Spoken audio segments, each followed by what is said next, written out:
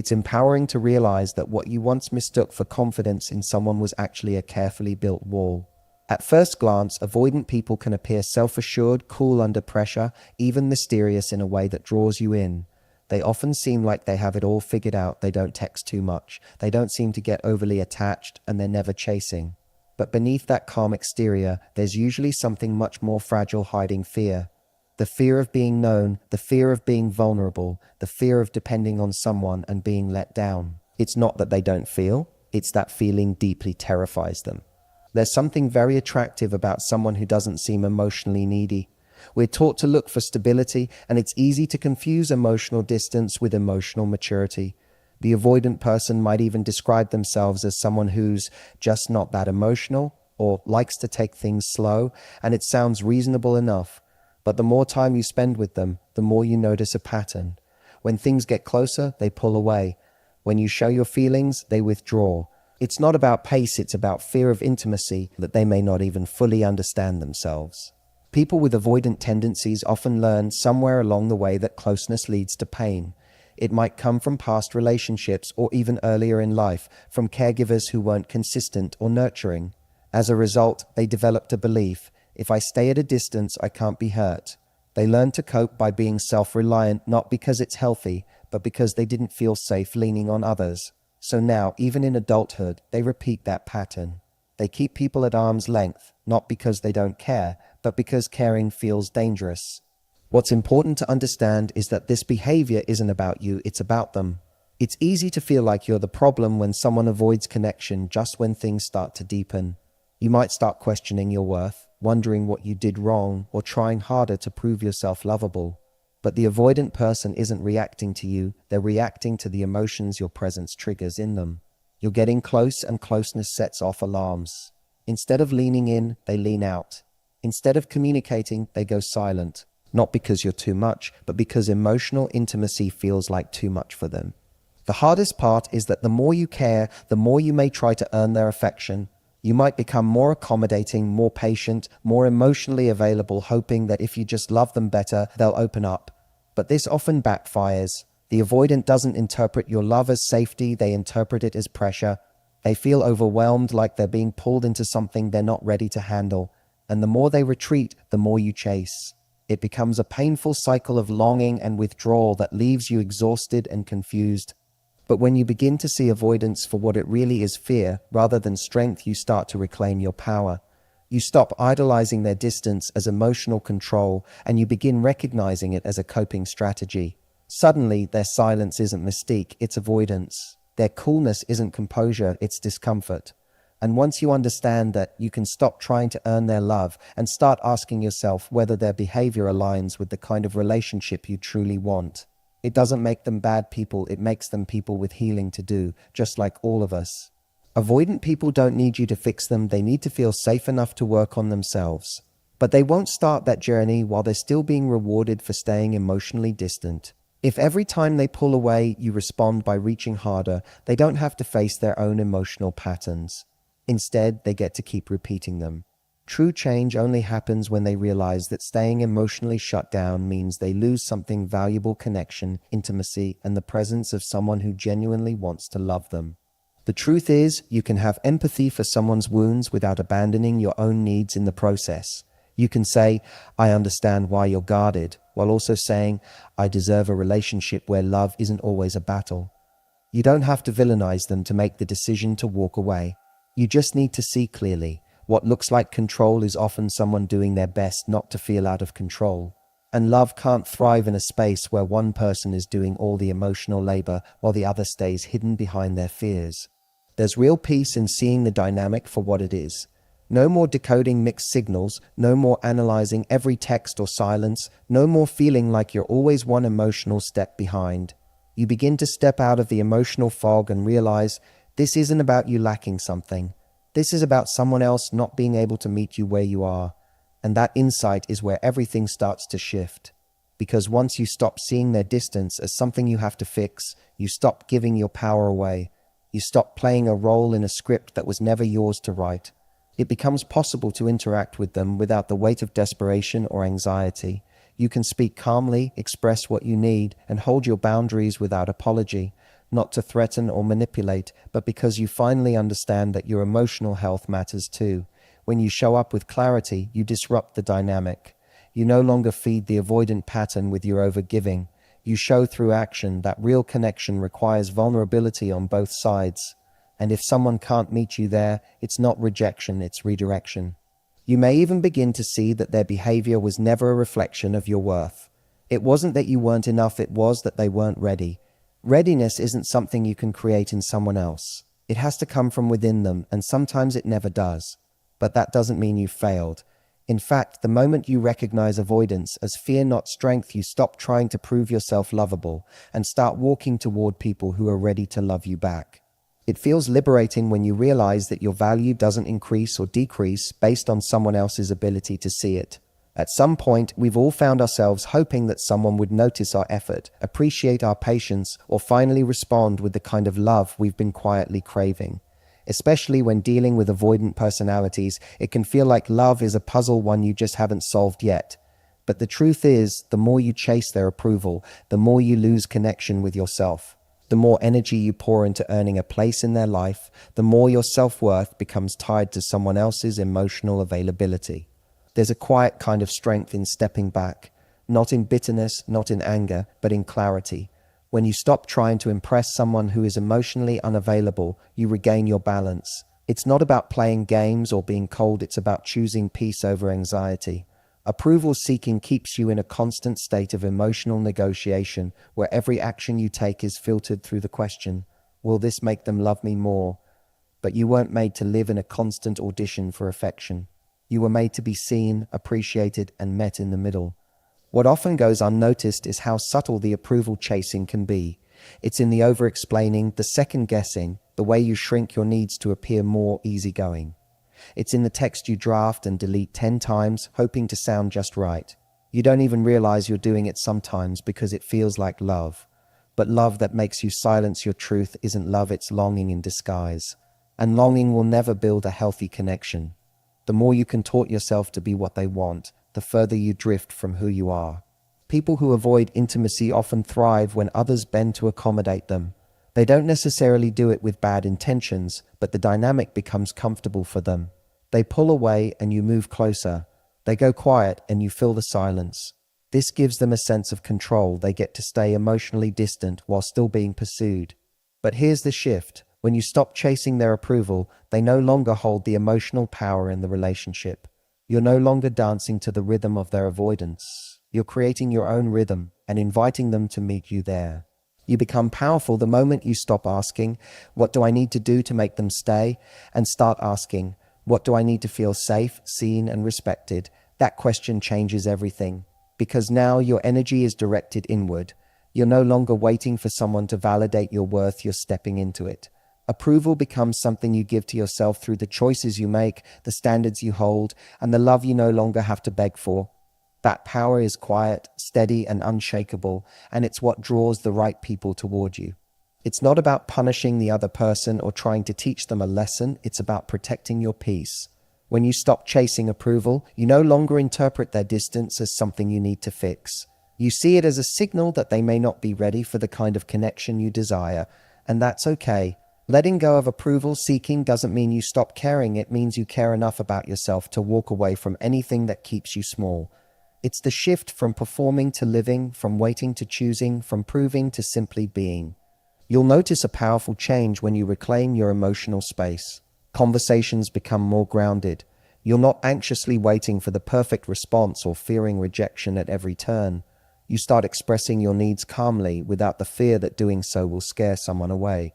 Because you're no longer attached to convincing someone to love you, you're simply showing up as your full self. And in doing so, you create space for real connection, not one-sided efforts built on hoping someone else will finally wake up and see your worth.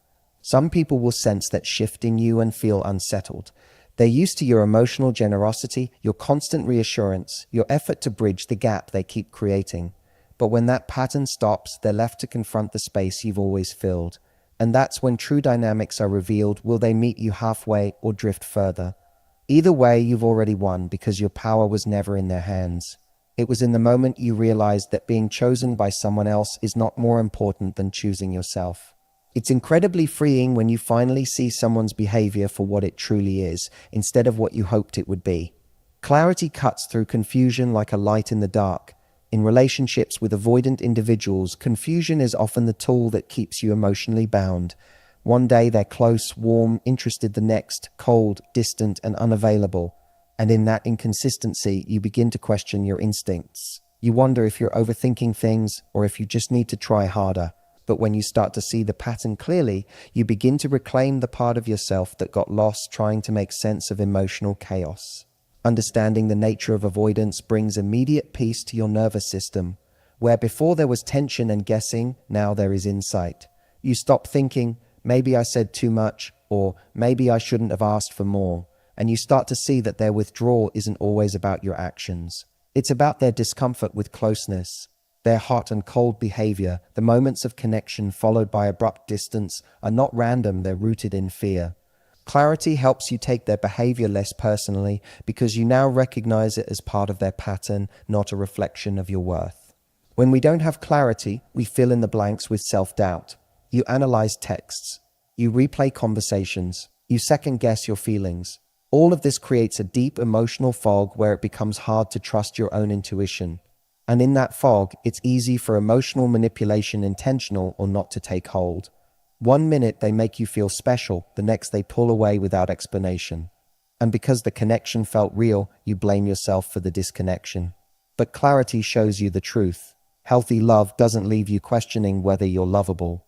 Clarity allows you to name the behavior instead of absorbing it. You begin to say, they're withdrawing because they're uncomfortable, rather than they're pulling away because I'm too much.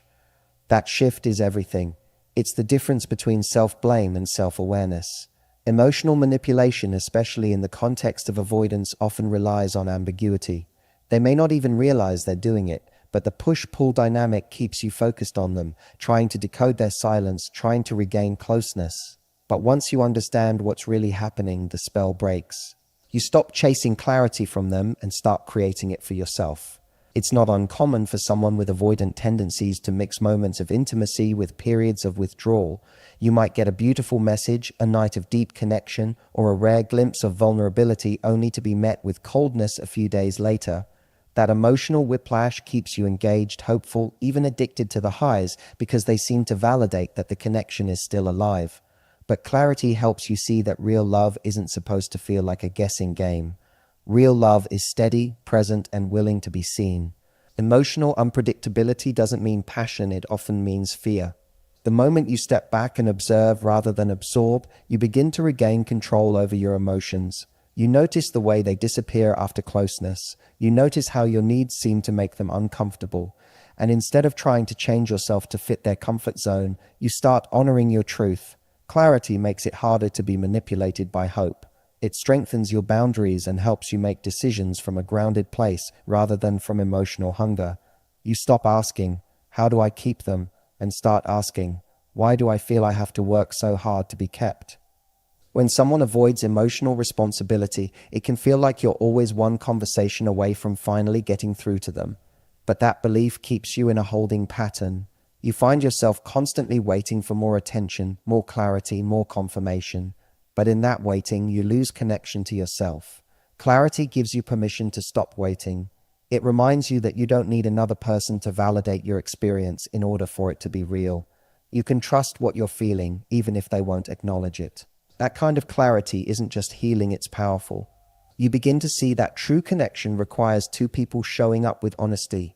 When only one person is emotionally present and the other keeps retreating behind vagueness or aloofness, you end up carrying the weight of the relationship alone. That dynamic isn't love, it's survival mode, and clarity helps you recognize the emotional labor you've been doing.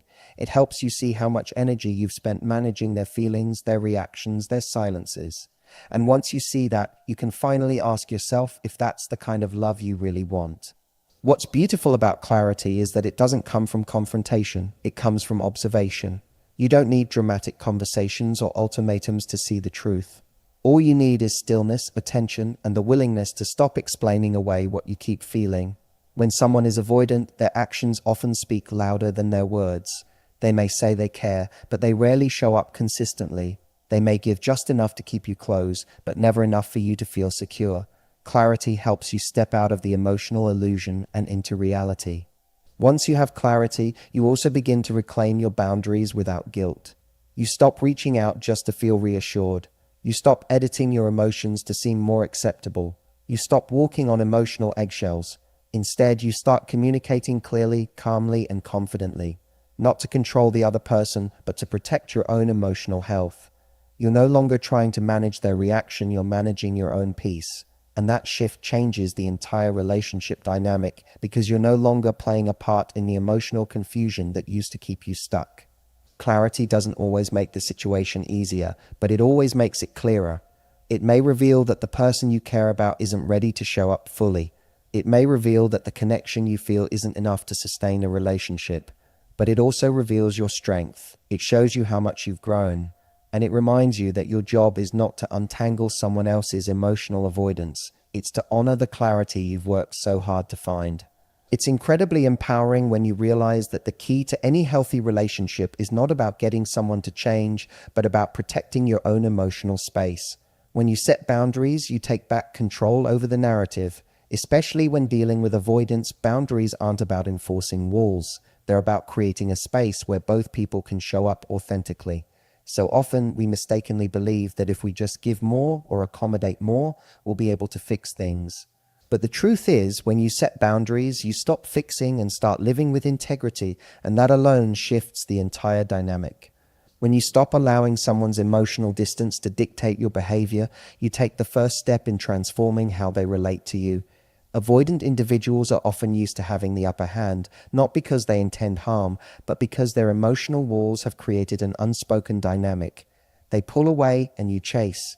They give just enough and you try to prove you're worth more. But boundaries make that game obsolete. The moment you set a boundary, you are no longer a passive participant in their emotional avoidance. You've stopped the cycle of chasing approval and have reclaimed your own sense of self. It's amazing how powerful a simple boundary can be. The most subtle shift, like stating what you need or not tolerating silence when you deserve an answer, can cause a complete reset in the energy of the relationship. When you express your needs and hold your ground, the avoidant individual is faced with a choice. Either they meet you halfway or they retreat further.